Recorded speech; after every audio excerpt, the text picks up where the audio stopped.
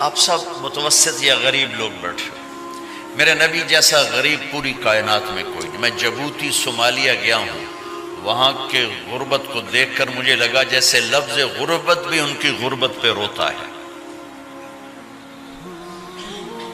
ایسی غربت میں نے پورے پاکستان میں کہیں نہیں دیکھی جو میں نے جبوتی میں دیکھی، صومالیہ میں دیکھی، کیمرون میں دیکھی، چاڈ میں دیکھی، سوڈان میں دیکھی۔ 24 گھنٹے میں ایک دفعہ بھی کھانا نصیب نہیں۔ ہمارا غریب سے غریب آدمی 24 گھنٹے میں چولہا جلا بیٹھتا ہے، لیکن میرے نبی پر جو غربت آئی، کوئی ہے پوری دنیا میں تو اللہ نے مجھے پھرائی ہے جس کے گھر میں 2 مہینے چولہا نہ جلتا ہو۔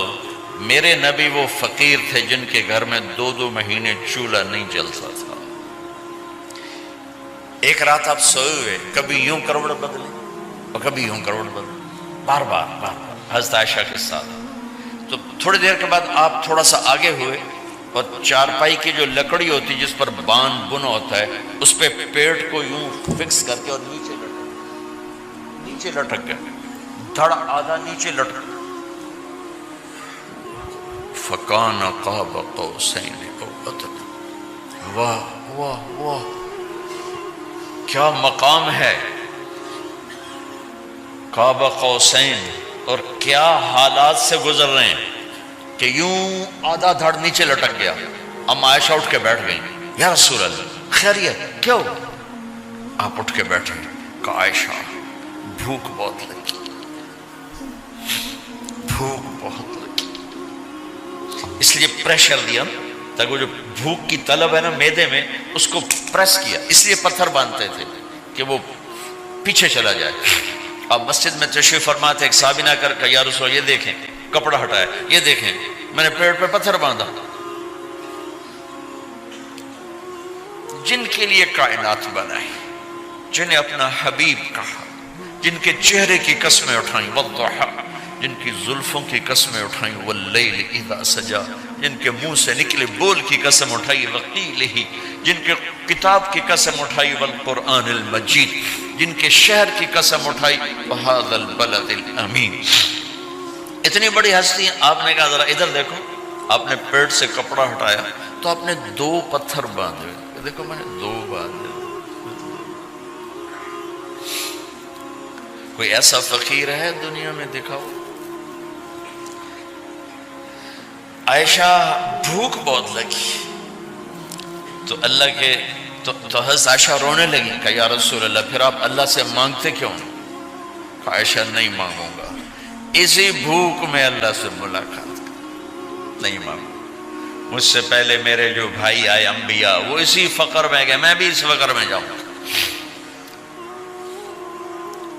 اپنے گھر میں یہ دکھ رکھا، اپنی اولاد کے ذبح ہونے کو قبول کیا تاکہ آئندہ آنے والی امت کا غریب طبقہ گلہ نہ کرے، شکوہ نہ کرے، حرام راستوں پہ نہ جائے، غلط راستوں پہ نہ جائے، اور مالدار فخر نہ کرے میں کوئی بڑا آدمی بن گیا ہوں، میری اتنی بڑی فیکٹری بن گئی ہے، میری اتنی بڑی کمائی ہو گئی ہے۔ یہ نہ یہ بڑائی کی چیز ہے، نہ وہ چھوٹائی کی چیز ہے۔ جس سے اللہ راضی ہے وہ بڑا ہے، جس سے اللہ ناراض ہے وہ چھوٹا ہے، چاہے غریب ہے چاہے مالدار ہے۔ حضرت عائشہ فرماتی ہیں بیٹا 2 مہینے گزر جاتے تھے، ہمارے گھر میں چولہا نہیں جلتا تھا، چولہا نہیں جلتا تھا، 2 ماہ گزر جاتے تھے۔ ایک دفعہ باغ میں تشریف لے گئے، عبداللہ بن عمر آپ کے ساتھ ہیں، صبح کا وقت ہے تو اب کھجوریں گری پڑی، جو ملک نہیں ہوتی نا، کسی کوے نے ٹھونگ ماری، کسی طوطے نے اس کو ایسے ہی وہ اس کو ٹک دیا اپنی اس کے ساتھ چونچ کے ساتھ، تو وہ گر پڑی۔ اب اٹھا کے صاف کر کے کھا رہے تھے اور عبداللہ سے کہہ رہے تھے عبداللہ تو نہیں کھاتا؟ انہوں نے کہا جی مجھے بھوک نہیں ہے۔ آپ نے کہا عبداللہ مجھے بھوک ہے، آج 4تھا دن ہے میں نے کچھ نہیں کھایا، 4تھا دن۔ تمہیں کوئی ہے جس کے ہاں 4 دن فاقہ چلتا ہو؟ آج 4تھا دن ہے میں نے کچھ نہیں کھایا۔ ہمارے دسترخوان پہ کتنا کھانا اٹھا کے کوڑے کے ڈھیر میں جاتا ہے، آج 4 دن گزر چکے ہیں میں نے کچھ نہیں کھایا۔ هذه صبح رابعة ما ذقت شيئا، آج چوتھی صبح میرے اوپر طلوع ہوئی ہے، ایک لقمہ نہیں کھایا۔ آپ مسجد میں بیٹھے تھے، کعب بن عجرہ آئے تو آپ کو دیکھ کر ایسے کہنے لگے یا رسول اللہ مالی اراکا متغیر اللون، یا رسول اللہ آپ کا چاند سا چہرہ چمکتا آج مرجھایا ہوا کیوں نظر آ رہا ہے؟ تو آپ نے یوں دیکھ اپنے پیٹ پہ یوں انگلی رکھ کر کہا ما دخل جوفی ما يدخل جوف ذاتکم منذ ثلاث، کعب آج 3 دن گزر چکے ہیں، پیٹ میں ایک روٹی کا ذرہ داخل نہیں ہوا، ذرہ، لقمہ نہیں ذرہ، روٹی کا ایک ذرہ پیٹ میں داخل نہیں ہوا۔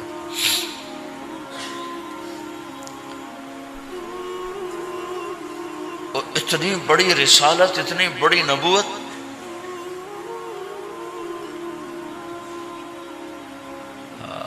اپنی امت کے غریبوں کی تسلی کے لیے اور اپنی امت کے مالداروں کو سبق دینے کے لیے کہ اللہ رزق دے تو اپنی حیثیت نہ بھولو، اور اللہ نہ دے تو اپنے حبیب کی قربانی نہ بھولو۔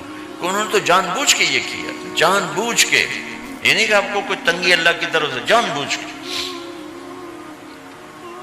اور سارے گھر کا یہ حال ہے۔ حضرت فاطمہ رضی اللہ تعالیٰ عنہ سے ملنے گئے، کہا بیٹے میں اندر آ جاؤں، میرے ساتھ عمران بھی ہیں، ایک صحابی تھے عرب سردار، میرے ساتھ عمران بھی ہیں۔ کہا ابا جان میرے گھر میں اتنی چادر نہیں کہ اپنے آپ کو چھپا سکوں، پردہ کرنے کے لیے میرے پاس چادر کوئی نہیں، تو آپ نے اپنی چادر اندر دے دی، کیسے پردہ کرنا، تو لپیٹ لی۔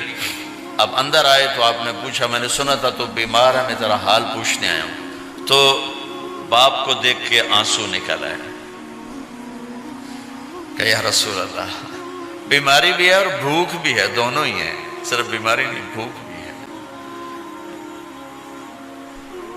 بڑے بڑے مصیبتوں سے لڑ جانے والے ماتھے پہ کبھی بل نہ آیا۔ بیٹی کے آنسوں نے پگھلا بھی دیا اور رلا بھی دیا، آپ بھی رو پڑے، آپ بھی رو پڑے۔ پھر کہا میری بیٹی نہ رو، والذی بعث اباک بالحق ما ذقت من 3 ایام طواقا، آج 3 دن ہے میں نے ایک لقمہ نہیں کھایا، میں تیرے ساتھ۔ اور میری بیٹی میں تمہیں بتاؤں، میرے رب نے مجھے کہا تھا میرے حبیب اگر آپ چاہیں تو احد پہاڑ سونا بنا دو، 10 میل لمبا چوڑا ہے احد پہاڑ، 10 میل، میں احد پہاڑ سونا بنا دوں آپ کی خدمت میں پیش کروں؟ تو میں نے کہا نہیں یا اللہ مجھے نہیں چاہیے، میں ایک دن بھوکا رہوں گا، ایک دن کھانا کھاؤں گا۔ پھر فرمایا بیٹی کیا تجھے یہ عزت کافی نہیں ہے کہ اللہ نے تجھے جنت کی عورتوں کا سردار بنا دیا؟ یہ سرداری سونے چاندی میں تل کے نہیں ملی، ہوئے ہوئے ہوئے میں قربان جاؤں۔ بھائیو اب سب ماشاءاللہ نوجوان نظر آ رہے ہو، تھوڑا وقت نکال کے اگر آپ پڑھے ہوئے ہو اپنے نبی کی زندگی پڑھا کرو، اپنے نبی کی زندگی پڑھا کرو، بڑا ایمان بھی بنے گا، حوصلہ بھی ملے۔ آپ حسن حسین کو کہتے تھے میری آنکھوں کی ٹھنڈک، میرے جگر کے ٹکڑے، میرے سینے کی ٹھنڈک، میرے لاڈلے، جنت کے چاند، جنت کے سردار، میرے 2 پھول، یہ سارے الفاظ حسن حسین کے لیے ہیں۔ اور ان کے بھوک کی وجہ سے رونے کی آواز سنتے تھے اور تڑپتے تھے، لیکن روٹی نہیں مانگی ان کے لیے، روٹی نہیں مانگی، کہ اپنی امت کے غریبوں کو تسلی دینی تھی کہ اگر میں فقیر بن کے جا رہا ہوں تو تمہارے اوپر بھی امتحان ہے، چند دن برداشت کرو۔ آپ نے فرمایا سب سے پہلے میں جنت میں داخل ہوں گا، سارے نبیوں پر جنت حرام ہے جب تک میں نہ چلا جاؤں، اور ساری امتوں پر جنت حرام ہے جب تک میری امت نہ چلی جائے، سب سے پہلے میں جنت میں داخل ہوں گا۔ وما یا فقراء المؤمنین، اور میرے ساتھ میری امت کے غریب لوگوں، میرے ساتھ میری امت کے غریب لوگ میرے ساتھ پہلے داخل ہوں گے۔ حضرت فاطمہ کے گھر میں فاقہ حد سے بڑھ گیا تو حضرت علی نے فرمایا کہ جاؤ اللہ کے نبی سے کچھ تو مانگ کے آؤ، کچھ تو پیٹ میں جائے۔ زندگی میں کبھی ایسا موقع نہیں آیا، یہ ایک دفعہ اتنا فاقہ آیا کہ حضرت علی جیسی ہستی نے بھی کہا جاؤ۔ تو آپ تشریف لائیں اور دروازے پہ دستک دی تو اتنا پیار تھا. جب حضرت فاطمہ گھر میں داخل ہوتی، اللہ نے ہمیں اولاد کے ساتھ کیا سلوک کرنا ہے اللہ نے ہمیں اپنے نبی سے یہ بھی سکھایا. حضرت فاطمہ جب بھی گھر میں آتی، اور ساتھ ہی تو گھر تھا، دیوار سے دیوار ملی تھی، روز کا آنا جانا تھا، تو میرے نبی بیٹھے نہیں رہتے تھے، آؤ فاطمہ کیا حال ہے، کھڑے ہو جاتے اور تیزی سے آگے بڑھتے. دروازے پر ہی حضرت فاطمہ کا ہاتھ پکڑ لیتے، ہاتھ کا بوسہ لیتے، بوسہ لے کر ہاتھ پکڑے پکڑے بیٹی کو چارپائی پہ پہلے بٹھاتے، اس کے بعد خود بیٹھتے تھے. اکرموا اولادکم، میرے نبی نے کہا اولاد کو عزت دو، پھر وہ تمہیں عزت دیں گے. ہمارے ماحول میں اکثر ماں باپ نے اولاد پہ ڈنڈا ہی اٹھایا ہوتا ہے، پھر ان میں بغاوت پیدا ہو جاتی، پھر کہتے ہیں اولاد نافرمان ہے. آپ نے دستک دی تو کہنے لگے یہ تو فاطمہ کی دستک ہے، خیر تو ہے، پہلے تو کبھی اس وقت میں آئی نہیں. تو آپ نے ام ایمن سے کہا دروازہ کھولو. ام ایمن نے دروازہ کھولا تو آپ نے استقبال کیا، بٹھایا، پوچھا بیٹی کیا ہوا، اس وقت میں کیسے آئیں؟ کہ یا رسول اللہ بہت فقر ہے، بہت بھوک ہے، آپ کے پاس سنا کچھ مال آیا ہے، کچھ ہمیں بھی دے دیا جائے. اتنی صابر بیٹی زندگی میں ایک دفعہ بھوک کی شکایت لے کر آئیں، اور آگے باپ نے پھر پیپر لے لیا، پھر امتحان میں ڈال دیا.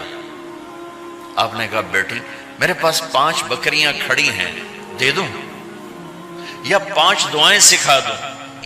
یہ بھی کوئی کتنا سخت موقع تھا، کتنا سخت موقع ہے کہ صبر کا پہاڑ بیٹی اتنی مجبور ہو کر آتی ہیں کہ یا رسول اللہ برا حال. تو میرے نبی کہتے بیٹی یہ بکریاں بھی لے جا، دعائیں بھی لے جا، دونوں جمع کر دیتے، یا دعائیں بعد میں سکھا دیتے، بکریاں دیتے، ایک تو دے دیتے. پر امت کے غریبوں کو تسلی دینی تھی، چونکہ امت میں اکثر طبقہ غریب ہوگا. تو آپ نے کہا بیٹی 5 بکریاں دوں یا 5 دعائیں دوں؟ تو وہ سمجھ گئی اپنے باپ کے مزاج کو کہ ابا جان امتحان لے رہے ہیں. تو کہا ابا جان بکریاں چھوڑ دیں، مجھے دعائیں سکھا دیں، مجھے بکریاں نہیں چاہیے. بھوکے کی رات بھی گزر جاتی ہے اور بھوکے کا دن بھی ڈوب جاتا ہے. تو آپ کا چہرہ ایسے کھل گیا کہ میری بیٹی پاس ہو گئی. کہا بیٹی آپ تم دعا میں یہ کہا کرو یا اول الاولین یا آخر الاخرین یا ذا القوة المتین یا راحم المساکین یا ارحم الراحمین. یہ تیرے لیے 5 بکریوں سے اعلیٰ چیز. اب گھر واپس گئیں خالی ہاتھ. حضرت علی نے فرمایا تو کچھ بھی نہیں لائی؟ کہا نہیں لائی ہوں، بہت کچھ لائی ہوں. کہا کیا؟ کہا میں دنیا لینے گئی تھی، آخرت لے کے آ گئی. ذهبت للدنیا وجئت بالآخرہ. تو حضرت علی نے فرمایا تیرا آج کا دن سب سے اعلیٰ دن ہے، خیر ایام کی حال. داماد کا امتحان لے لیا، حضرت علی کو بلا لیا. علی 5000 بکریاں دوں کہ 5 دعائیں دوں؟ اس وہاں تو 5 بکریاں، اب 5000 کر دیں. علی 5000 بکریاں لیتے ہو یا 5 دعائیں لیتے ہو؟ تو بھی سمجھ گئے کہ آج میرا محبوب مجھ سے امتحان لے رہا ہے کہ علی کتنا کو مضبوط ہے اپنے ایمان میں. اور فاقے میں نے بتا دیے کیا گزر رہے. آدمی اپنی بھوک سہ لیتا ہے، اولاد کا رونا برداشت نہیں ہوتا ہے.